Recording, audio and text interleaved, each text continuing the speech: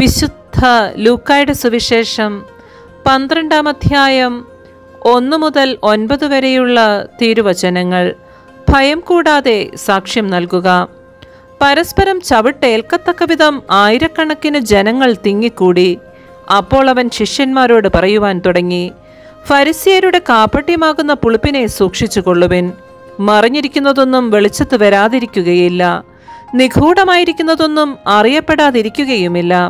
അതുകൊണ്ട് നിങ്ങൾ ഇരുട്ടത്ത് സംസാരിച്ചത് വെളിച്ചത്ത് കേൾക്കപ്പെടും, വീട്ടിൽ സ്വകാര്യ മുറികളിൽ വെച്ച് ചെവിയിൽ പറഞ്ഞത് പുരമുകളിൽ പ്രഘോഷിക്കപ്പെടും.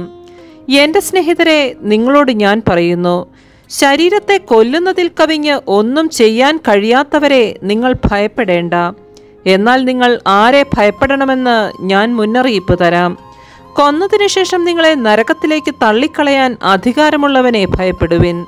അതെ, ഞാൻ പറയുന്നു, അവനെ ഭയപ്പെടുവിൻ. 5 കുരുവികൾ 2 നാണയത്തുട്ടിന് വിൽക്കപ്പെടുന്നില്ലേ? അവയിൽ ഒന്നുപോലും ദൈവസന്നിധിയിൽ വിസ്മരിക്കപ്പെടുന്നില്ല. നിങ്ങളുടെ തലമുടി ഇഴ പോലും എണ്ണപ്പെട്ടിരിക്കുന്നു. ഭയപ്പെടേണ്ട, നിങ്ങൾ അനേകം കുരുവികളേക്കാൾ വിലയുള്ളവരാണ്. ഞാൻ നിങ്ങളോട് പറയുന്നു, മനുഷ്യരുടെ മുൻപിൽ എന്നെ ഏറ്റുപറയുന്ന ഏതൊരുവനെയും ദൈവത്തിൻ്റെ ദൂതന്മാരുടെ മുൻപിൽ മനുഷ്യപുത്രനും ഏറ്റുപറയും. മനുഷ്യരുടെ മുൻപിൽ എന്നെ തള്ളിപ്പറയുന്നവൻ ദൈവത്തിൻ്റെ ദൂതന്മാരുടെ മുൻപിലും തള്ളിപ്പറയപ്പെടും. നമ്മുടെ കർത്താവായ മിശിഹായ്ക്ക് സ്തുതി.